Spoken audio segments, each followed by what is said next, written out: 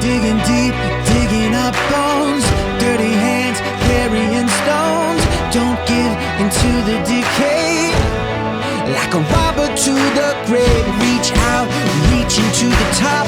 Been blocked, but you won't stop. Not just another cliche.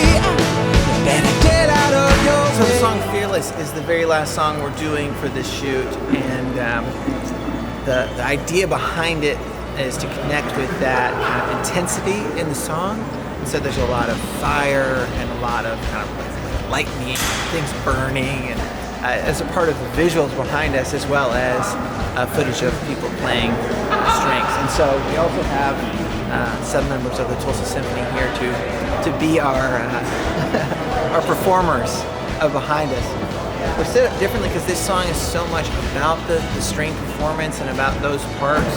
There's not a lot of piano and guitar. It's mostly percussion plus symphony. And so we kind of did it differently. We're all across the front. Taylor's playing drums, I'm playing drums, Isaac's still playing guitar. But yeah, the idea is really to connect with that kind of fire inside, and the visual is the fire outside. So we turned up the smoke machines, and we turned all the lights red and orange, and just kind of blast it and hopefully feel that heat, that intensity. Should be good?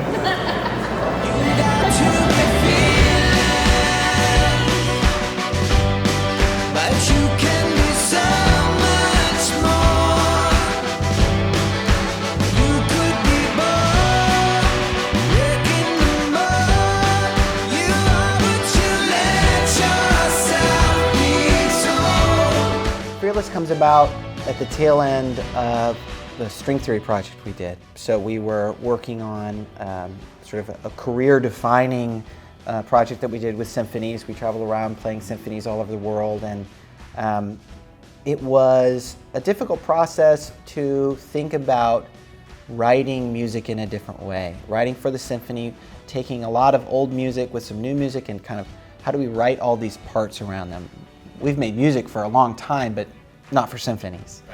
And so for me, that started with simply just writing. I did a project where I just decided to write 20 minutes of music that was only for instrumental. And there were all these parts that were written, trying to put them together, and there were 3 or 4 pieces that didn't make it into that.